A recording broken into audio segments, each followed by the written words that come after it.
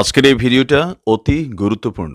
দেখামাত্র প্রত্যেকটা বাংলাদেশী নাগরিক এটা ভিডিওটা শেয়ার করে দিবেন, কারণ আমি যে তথ্যগুলো দিচ্ছি। মোহাম্মদ ইউনূস তদারকি সরকারের প্রধান কি শেষ পর্যন্ত বাংলাদেশ ছেড়ে পালাবেন বা পালাতে বাধ্য হবেন? কেন পালাতে বাধ্য হবেন? আমি একটি কাহিনীর কথা বলবো আজকে প্রতিবেদনের শেষ পর্বে, কিন্তু তার আগে আজ 16ই ডিসেম্বর, মুক্তিযুদ্ধে জিতে স্বাধীন বাংলাদেশ তৈরি হওয়ার দিন, বিজয় দিবস। সেই বিজয় দিবস পালন করা যাবে না, মোহাম্মদ ইউনূসের সরকার ফতোয়া জারি করেছেন সমস্ত শিক্ষা প্রতিষ্ঠানগুলোতে। মুজিবুর রহমানের মূর্তি তো ভাঙাই হয়েছে, বাংলাদেশের রাজধানী ঢাকা থেকে সরিয়ে দেওয়া হয়েছে। এখন সিদ্ধান্ত নেওয়া হচ্ছে যে মুজিবুর রহমানের ছবি ঢাকা থেকে নির্মূল করা হবে। অর্থাৎ ইতিহাসকে, অতীতকে অস্বীকার করে একটা জাতি কি এগোতে পারে? আজকে সেই নিয়ে এলাম এই বিশেষ প্রতিবেদনে, যে প্রতিবেদনে কিছু তথ্য ঘাঁটব, পুরনো তথ্য। 1971 সাল মার্চ মাস থেকে যুদ্ধ শুরু হয়েছিল। প্র্যাকটিক্যালি মার্চ মাস থেকে ডিসেম্বরে রক্তক্ষয়ী যুদ্ধের পর একটা পূর্ব পাকিস্তান, আগের নাম, পরিণত হয়েছিল স্বাধীন বাংলাদেশে। আমার সোনার বাংলা আমি তোমায় ভালোবাসি, সেই জাতীয় সঙ্গীতটা ছাত্রদল ঘোষণা করেছিল। সেই ইতিহাসে একটু ফ্ল্যাশব্যাকে যাব, কিন্তু আমি অবশ্যই মোহাম্মদ ইউনূস কেন দেশ ছেড়ে পালাবেন সেই ইতিহাসটা দেখাবো। ছোট্ট একটা কাহিনী, সেটা আপনাদের জানানো দরকার। মোহাম্মদ ইউনূসের শেষ পর্যন্ত বাংলাদেশ ছেড়ে পালাতে তাকে হবে। আজকে এই মুহূর্তে দাঁড়িয়ে আমার মনে পড়ছে 1971 সাল 2রা মার্চ। ঘটনাক্রমগুলো চট করে একটু বলি। ঢাকা বিশ্ববিদ্যালয়ের কলা ভবনে জাতীয় পতাকা উত্তোলন হলো। তখন মনে রাখবেন, পূর্ব পাকিস্তান, দেশের নাম পূর্ব পাকিস্তান। সেইখানে দাঁড়িয়ে ভাষা আন্দোলনের ঠিক 20 বছর বাদে সেই আন্দোলনটা শুরু হয়েছিল শেখ মুজিবুর রহমানের নেতৃত্বে। ঢাকা বিশ্ববিদ্যালয়ের কলা ভবনে প্রথম জাতীয় পতাকা উত্তোলন করা হয় স্বাধীন বাংলাদেশের। তখনও পূর্ব পাকিস্তান, জেনারেল ইয়াহিয়া খান তার নেতৃত্বে পাকিস্তানের একটা অংশ হচ্ছে পূর্ব পাকিস্তান। 23রা মার্চ, ঠিক পরের দিন, 1971 সাল, পল্টন ময়দানে শেখ মুজিবুর রহমান লক্ষ লক্ষ মানুষের সমাবেশ করলেন। যে মুজিবুর রহমানের মূর্তি ভাঙা হয়েছে, যে মুজিবুর রহমানকে এই রাজাকাররা, জামাতরা বাংলাদেশে নির্মূল করার চেষ্টা করছেন, এই মোহাম্মদ ইউনূসের মৌলবাদী মোহাম্মদ ইউনূস শেষ করে দেওয়ার চেষ্টা করছেন, লক্ষ লক্ষ মানুষের সমাবেশ করলেন 23রা মার্চ 1971 সাল। ঠিক তারপর সেদিনই ছাত্রদল ঘোষণা করলেন আমার সোনার বাংলা আমি তোমায় ভালোবাসি, রবীন্দ্রনাথ ঠাকুরের সেই বিখ্যাত গান জাতীয় সঙ্গীত হিসেবে বাংলাদেশের। 7ই মার্চ, তার কয়েকদিনের মধ্যে, আমি 1-1.5 মাসের ঘটনা প্রবাহগুলো খুব দ্রুত গতিতে আপনাদের বলছি। 7ই মার্চ 1971 রেসকোর্স ময়দানে সভা করে পাকিস্তানকে শেষবারের মতো হুঁশিয়ারি দিলেন শেখ মুজিবুর রহমান।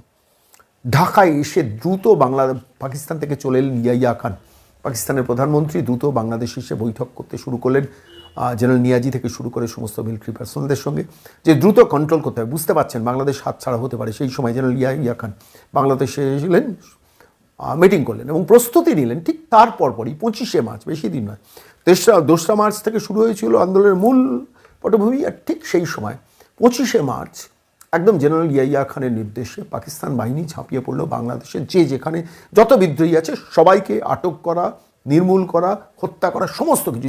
যে ইতিহাস বর্তমান মৌলবাদী মোহাম্মদ ইউনূস ভুলে যেতে চাইছেন, যে ইতিহাস রাজাকার জামাতরা বাংলাদেশে এই মুহূর্তে ভুলে যেতে চেষ্টা করছেন, বিএনপি ভুলিয়ে দেওয়ার চেষ্টা করছেন, সেই ইতিহাসের শুরু 25শে মার্চ।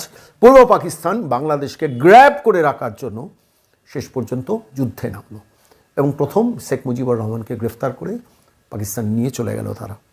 25শে মার্চের পর ঠিক 26শে মার্চ সঙ্গে সঙ্গে দ্রুততার সঙ্গে যারা মুক্তিযোদ্ধা, তারা স্বাধীন বাংলাদেশের ঘোষণা করলেন এবং সেই স্বাধীন বাংলাদেশের মূল নেতৃত্ব দিলেন, প্রধানমন্ত্রী হলেন তাজউদ্দিন আহমেদ, মুজিবুর রহমানের সহযোগী। তিনি হলেন স্বাধীন বাংলাদেশের, পরবর্তীকালে প্রধানমন্ত্রী হয়েছিলেন। মানে প্রধানমন্ত্রী হিসেবে যখন স্বাধীনতা পেয়েছিল, শপথ নিয়েছিলেন, সেই সময় স্বাধীন বাংলাদেশের ঘোষণাটা তাজউদ্দিন আহমেদ করলেন। 27শে মার্চ নিজে হাতে লিখে স্বাধীনতার ঘোষণাপত্র ইস্টবেঙ্গল রেজিমেন্ট ছিল পাকিস্তান আর্মির একটা শাখা। মানে তারা পাকিস্তানের কাছে দায়বদ্ধ, রেসপন্সিবল, তারা পাকিস্তান থেকে মাইনে পায়। সেই পূর্ব পাকিস্তানের ইস্টবেঙ্গল রেজিমেন্টের মেজর ছিলেন জিয়াউর রহমান। সেই জিয়াউর রহমান তিনি স্বাধীন বাংলাদেশের ঘোষণা করলেন মিলিটারির তরফ থেকে, জিয়াউর রহমান। এরপর যেটা হলো, প্রতিবেশী রাষ্ট্র ভারতবর্ষ সীমান্তটাকে ওপেন করে দিলেন এবং ইন্দিরা গান্ধী সেই নির্দেশ দিলেন সীমান্ত ওপেন থাকবে। যে কোনো শরণার্থী বাংলাদেশের থেকে যদি চলে আসতে চান, সঙ্গে সঙ্গে তাদের গ্রহণ করা হবে। প্রায় 1 কোটির ওপর শরণার্থী সেই সময় এই ভারতবর্ষ নিয়েছিল। আজকে রাজাকাররা, জামাতরা, বিএনপি, এই মৌলবাদী ইউনূস, এরা ভুলে যাওয়ার চেষ্টা করছে। 1 কোটির ওপর মানুষকে গ্রহণ করেছিল ভারত। না গ্রহণ করলে কি হতো সেদিন ভুলে মনে রেখেছে, মনে রাখবেন, মনে পড়ে? মোহাম্মদ ইউনুস সাহেব, মৌলবাদী মোহাম্মদ ইউনুস, আমি আপনাকে প্রশ্নটা করছি। আপনাকে পালাতে হবে, আপনাকে রাষ্ট্র ছেড়ে পালাতে হবে। কেন? আমি সেই প্রসঙ্গে আসবো। তারপর যেটা হলো 17ই এপ্রিল মেহেরপুর বৈদ্যনাথ গ্রামটার নাম বৈদ্যনাথ গ্রাম, মেহেরপুরে তাজউদ্দিন আহমেদ তিনি স্বাধীন বাংলাদেশের প্রধানমন্ত্রী হিসেবে শপথ নিলেন, স্বাধীনতা ঘোষণা করলো বাংলাদেশ 17ই এপ্রিল তারিখটা। রাষ্ট্রপতি হলেন মুজিবুর রহমান, যিনি পাকিস্তান জেলে তখন বন্দী। এরপরে দীর্ঘ রক্তক্ষয়ী সংগ্রাম এবং 3রা ডিসেম্বর থেকে শুরু হলো মুক্তিযুদ্ধের আন্দোলন। ভারতবর্ষের জেনারেল আরোরার নেতৃত্বে ভারতীয় বাহিনী ঢুকে পড়লো বাংলাদেশে এবং বাংলাদেশ থেকে 3 থেকে 16 পর্যন্ত 13 দিনের রক্তক্ষয়ী আন্দোলনের মধ্যে দিয়ে শেষ পর্যন্ত বাংলাদেশ স্বাধীনতা পেল। এবং সেই স্বাধীনতা থেকে আজকে মৌলবাদী মোহাম্মদ ইউনুস অস্বীকার করার জন্য কোনো বাংলাদেশের কোনো শিক্ষা প্রতিষ্ঠানে সেখানে কোনোভাবেই কিছুতেই এই বিজয় দিবস পালন করা যাবে না, এই ঘোষণা করছে। কি স্পর্ধা ভাবুন তো। আমি ঠিক এই সময় এই মুহূর্তে মনে হচ্ছে যে তারপরে কাহিনী আপনারা জানেন, মুজিবুর রহমান বাংলাদেশ জেল থেকে ছাড়া পেলেন। 93,000 সৈন্যকে নিয়ে জেনারেল নিয়াজি শেষ পর্যন্ত তারা সারেন্ডার করলেন 13 দিনের মধ্যে আত্মসমর্পণ। এই দিন যেদিনকে আপনাদের কাছে প্রতিবেদন পেশ করছি, লেফটেন্যান্ট জেনারেল জগজিৎ সিং আরোরা তাঁর নেতৃত্বে মুক্তিযোদ্ধাদের সঙ্গে রেখে ইয়াইয়া খানের 93,000 সেনা আমির আবদুল্লাহ নিয়াজি তিনি ছিলেন পাক কমান্ডার জেনারেল, তিনি আত্মসমর্পণ করলেন বাংলাদেশের মাটিতে, ঢাকাতে। এবং সেই দিনটাই আজকের দিন, যে দিনটাকে মৌলবাদী মোহাম্মদ ইউনুস অস্বীকার করার চেষ্টা করছেন এবং তাকে দেশ ছেড়ে পালাতে হবে। কেন পালাতে হবে আমি সেই পর্বে আসবো, কিন্তু এই মুহূর্তে দাঁড়িয়ে একটা ঐতিহাসিক দিন। সেই ঐতিহাসিক দিনে শেখ মুজিবুর রহমান তার পরবর্তীকালে যখন পাকিস্তান জেল থেকে ছাড়া পেলেন, বাংলাদেশে এলেন এবং সেই বাংলাদেশে এসে পরবর্তীকালে তাজউদ্দিন আহমেদ প্রধানমন্ত্রী পদ থেকে পদত্যাগ করলেন এবং শেখ মুজিবুর রহমান বাংলাদেশের প্রধানমন্ত্রী হলেন। এবং তার পরবর্তীকালে ইন্দিরা গান্ধীর আমন্ত্রণে এই দেশে এলেন এবং এই ব্রিগেড প্যারেড গ্রাউন্ড কলকাতা একটা ঐতিহাসিক বক্তৃতা করেছিলেন শেখ মুজিবুর রহমান। সেইটা এই মুহূর্তে আপনাদের শোনাব। স্বাধীন বাংলাদেশের প্রধানমন্ত্রী শেখ মুজিবুর রহমান ইন্দিরা গান্ধীর আমন্ত্রণে কলকাতা এলেন। যে কলকাতার ঋণ তিনি অস্বীকার করতে পারেন না, যে ভারতবর্ষের ঋণ তিনি অস্বীকার করতে চাননি, সেই ঐতিহাসিক ব্রিগেড সমাবেশে দাঁড়িয়ে ইন্দিরা গান্ধীকে পাশে রেখে শেখ মুজিবুর রহমান কি বলেছিলেন সেটা আপনাদের শোনাবো, যেটা মৌলবাদী মোহাম্মদ ইউনুস অস্বীকার করার চেষ্টা করছেন আজকের দিনে দাঁড়িয়ে। সেই ঐতিহাসিক বক্তৃতাটা শুনুন। আপনাদের আমি সরাসরি বাঙালিদের পক্ষ থেকে শুভেচ্ছার বাণী বহন করে নিয়ে এসেছি, কৃতজ্ঞতার বাণী বহন করে নিয়ে এসেছি। আমি আপনাদের যদি কৃতজ্ঞতা জানাতে চেষ্টা করি, অন্যায় করা হবে। পাকিস্তানের নর পশু আমার 7 কোটি মানুষের উপর যে অত্যাচার করেছে, দুনিয়ার ইতিহাসে তার কোনো জায়গাতে তা তুলনা হয় না। এত রক্ত কোন জাত, কোন দেশে, কোন দিন দেয় নাই যা আমার বাংলাদেশের মানুষ দিয়েছে। আমার লোকেরা জাতি ধর্ম নির্বিশেষে বিদ্রোহ থেকে ভারত পর্যন্ত সকলে সংগ্রাম করেছে। সেই সংগ্রাম কামিয়াব হতে পারতাম না যে ভারতের জনসাধারণ, ভারতের সরকার, ভারতের সামরিক বাহিনী আর শ্রীমতী গান্ধীর নেতৃত্বে এগিয়ে না আসত। আমার দেওয়ার মতো কিছুই নাই, শুধু আমি এইটুকু দিতে পারি, নিঃস্ব আমি, রিক্ত আমি, দেওয়ার কিছু নাই, আছে শুধু ভালোবাসা, দেওয়ার শুধু তাই। এই কৃতজ্ঞতার ঋণ সুদখোর মৌলবাদী মোহাম্মদ ইউনুস অস্বীকার করার চেষ্টা করছেন। কি দেয়নি ভারত তার হিসেব করছে, কি দেয়নি ভারত শুধু সেইটুকু উচ্চারিত করার প্রয়োজন নেই শেখ মুজিবুর রহমানের এই বক্তৃতার পর। কিন্তু কেন মোহাম্মদ ইউনুসকে এবার দেশ ছেড়ে পালাতে হবে, সেই ইতিহাসে, সেই গন্তব্যস্থলে আপনাদের নিয়ে যাব। চলুন। কেন সুদখোর মৌলবাদী ডক্টর মোহাম্মদ ইউনুসকে শেষ পর্যন্ত বাংলাদেশ থেকে পালিয়ে যেতে হতে পারে, সেই ইতিহাসে নিয়ে আসছি। 53 বছর আগের একটা ডিসেম্বরের ইতিহাস, সাংঘাতিক ইতিহাস। আমি এই মুহূর্তে দাঁড়িয়ে ভারতের মানচিত্রের সামনে, যে ভারত মানচিত্রে আপনারা দেখছেন এই মুহূর্তে দাঁড়িয়ে, অ্যারাবিয়ান সি এটা, এখানে গুজরাট, আর গুজরাটের অদূরে রয়েছে করাচি পোর্ট। 53 বছর আগে এরকমই একটা ডিসেম্বরের রাত, আজকে 16ই ডিসেম্বর 2024, কিন্তু 53 বছর আগে 1971 সালের সেই ডিসেম্বরে যখন পূর্ব পাকিস্তানের যুদ্ধ লেগে গেছে, পূর্ব পাকিস্তানের সঙ্গে ভারতের এবং মুক্তিযুদ্ধ বাহিনী লড়াইয়ে নেমে গেছেন, ঠিক সেই সময় দাঁড়িয়ে পশ্চিম রণাঙ্গনে কি ঘটেছিল সেই ইতিহাসটা একটু মোহাম্মদ ইউনুস, মৌলবাদী সুদখোর মোহাম্মদ ইউনুস এবং তার রাজাকার এবং জামাত বাহিনীকে একটু স্মরণ করিয়ে দেওয়ার জন্য আজকে এই ইতিহাসে এলাম। আমি ক্যামেরাম্যানকে বলছি একটু জুম করার জন্য। আপনারা দেখছেন এই করাচি পোর্ট, এই করাচি বন্দর ছিল প্র্যাকটিক্যালি পাকিস্তানের মূল ঘাঁটি, নৌবহরের ঘাঁটি, এবং এখান থেকেই সমস্ত অস্ত্র রসদ নিয়ে পাকিস্তানের ইয়াইয়া খানের বাহিনী যেতন পুরো এই একদম আরাবিয়ান সি ক্রস করে বঙ্গোপসাগরে বাংলাদেশ। এটাই ছিল রসদ সরবরাহের মূল জায়গা।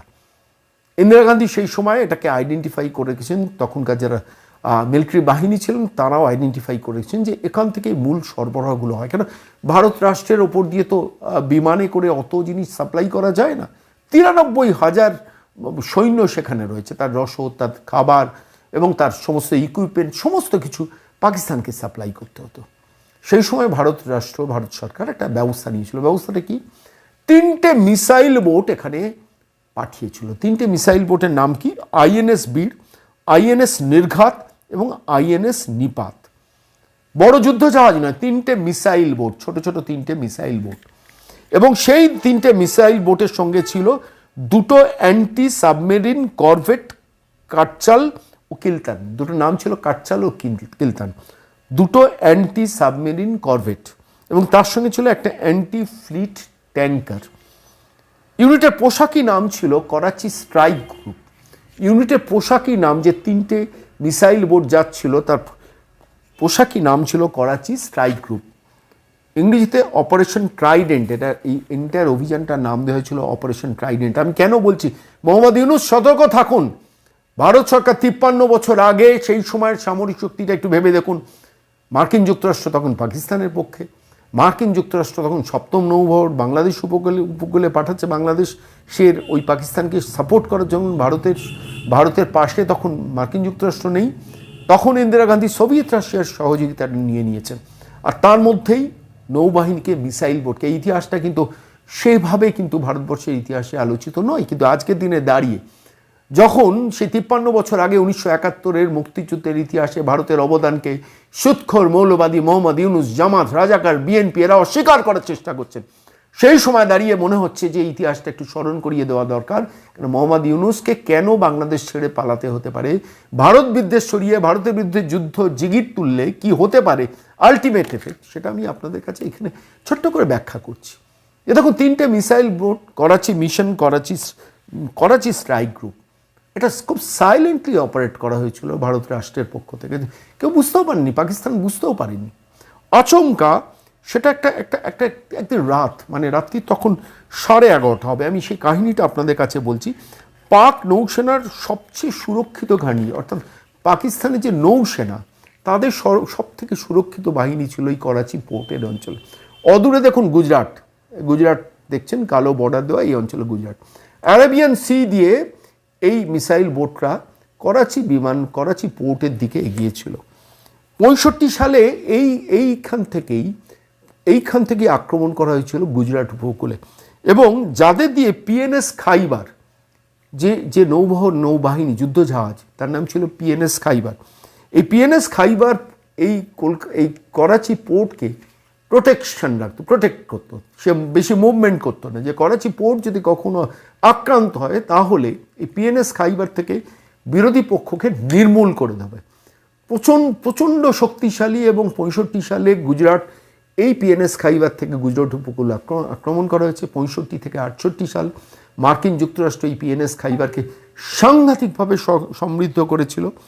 এই পিএনএস খাইবারকে এড়িয়ে কোনো বিদেশি যুদ্ধজাহাজ করাচি বন্দরের দিকে এগোতেই পারবে না, কেন করাচি বন্দরে তেল এবং সামরিক অস্ত্রের ঘাঁটি ছিল।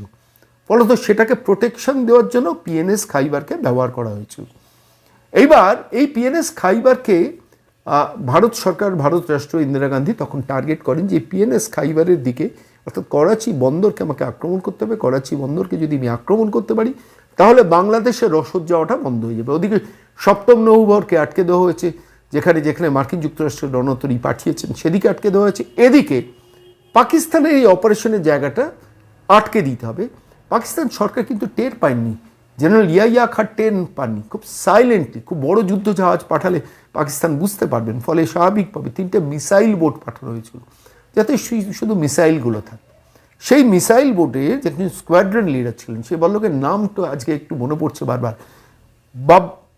বাবরা যাদব, ভদ্রলোকের নাম ছিল বাবরা যাদব। ভদ্রলোক রাত 11:15 নাগাদ একদিন এইরকম একটা ডিসেম্বরের শীতের রাত্রে, তখন এই মিসাইল 3টে যুদ্ধ জাহাজ, যে 3টে নামে মিসাইল বোট এর কথা বলেছি, INS Veer, INS Nirghat, INS নিপাত, তার একটি থেকে সঙ্গে সঙ্গে রাত 11:15 নাগাদ আচমকা পিএনএস খাইবার থেকে, মানে INS Veer, INS Nirghat, INS নিপাত, এর মধ্যে একটি থেকে এই পিএনএস খাইবার যেটা দাঁড়িয়ে প্রোটেক্ট করছিল করাচি পোর্টকে, সেইখানে আচমকা আক্রমণ। রাত তখন 11:15, জাস্ট 11:15 আচমকা। তখন পাকিস্তানের করাচি পোর্ট তখন সদা ব্যস্ত, মিলিটারি ইকুইপমেন্টস রেডি হচ্ছে, সমস্ত জাহাজগুলো সমরাস্ত্র ভরা হচ্ছে এবং সেই অস্ত্রগুলোকে পাঠানো হবে বাংলাদেশে বঙ্গোপসাগরের দিকে। ফলে তারা প্রস্তুতি নিচ্ছে সেই সময় ডিসেম্বর, তখন পুরোদমে 23 ডিসেম্বর থেকে 16 ডিসেম্বর পর্যন্ত যুদ্ধ চলছে।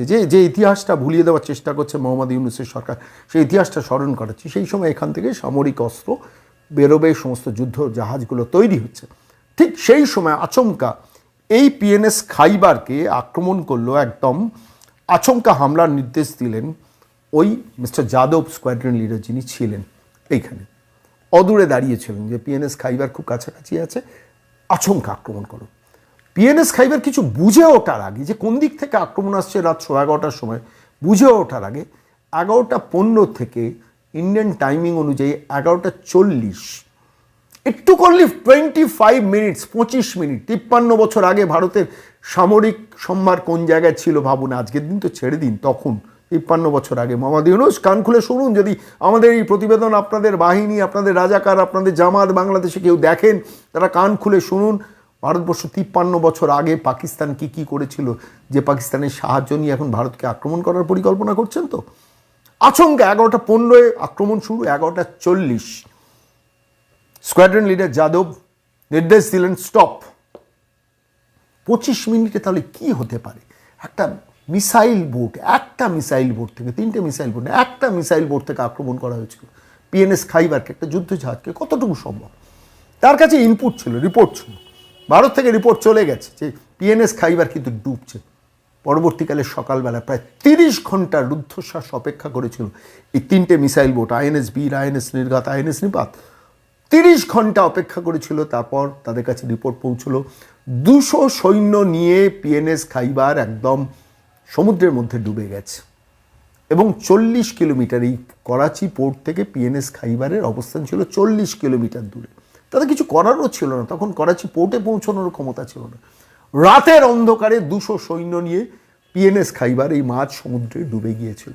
বাংলাদেশের মুক্তিযুদ্ধের ইতিহাসে এগুলো আমরা ভুলে যাই, কিন্তু স্কোয়াড্রন লিডার যাদব এটা অসম্ভবকে সম্ভব করেছিলেন। এবং এইটা করার পর খুব দ্রুত তিনি ব্যবস্থা নেন যে এইখানে করাচি পোর্টে তখন দাঁড়িয়ে আছে অস্ত্রভর্তি একটি ট্রান্সপোর্ট জাহাজ, ম্যাসিভ অস্ত্রভর্তি। সঙ্গে সঙ্গে তাকে নির্দেশ দিলেন, আইএনএস নিপাত এবং আইএনএস বীরকে নির্দেশ দিলেন, 3টে মিসাইল বোটের মধ্যে 2টো বোটকে নির্দেশ দিলেন অ্যাটাক দিস ওয়ান। এবং এই ট্রান্সপোর্ট, মানে আমি বলছি ট্রান্সপোর্ট জাহাজ যেটাতে অস্ত্র ভর্তি ছিল, সেটাও করাচি বন্দরের শেষে ডুবে গেল শেষ পর্যন্ত। আর তারপর নজরদারি জাহাজ, এখানে খুব কাছাকাছি একটা নজরদারি জাহাজ ছিল, দ্যাট ওয়াজ অলসো আইডেন্টিফাইড, ভারতীয় মিলিটারি সেটাকে আইডেন্টিফাই করেছিল। এবং তারপর পিএনএস মুর্তজা তার নাম ছিল, এইখানে তারা খুঁজে বার করছিল ভারতবর্ষে কে আক্রমণে আসছে। সঙ্গে সঙ্গে পিএনএস মুর্তজাকে আইএনএস বীরকে দিয়ে আক্রমণ করিয়ে তাকেও ডুবিয়ে দিল successfully. INS Veer, INS Nirghat, INS Nipat, anti submarine corvette, Katchal, Kiltan, fleet, tanker সবাই মিলে এই অপারেশন শেষ পর্যন্ত ভারতবর্ষের উপকূলে তারা ফিরে এলো। কিন্তু তার আগে একটা কাজ করেছিল, যেটাও বলা দরকার। মোহাম্মদ ইউনূস, সুদখোর মোহাম্মদ ইউনূস, মৌলবাদী মোহাম্মদ ইউনূস, কান খুলে শুনুন, আপনার জামাত, আপনার রাজাকার যারা 16ই ডিসেম্বর দিনটাকে ভোলানোর চেষ্টা করছেন, যারা শেখ মুজিবুর রহমানের মূর্তিকে ভেঙে ফেলার নির্দেশ দিয়েছেন, যারা টাকার নোট থেকে শেখ মুজিবুর রহমানকে বিস্তৃত করার তুলে দেওয়ার ব্যবস্থা করছেন, আপনার কান খুলে শুনে রাখুন।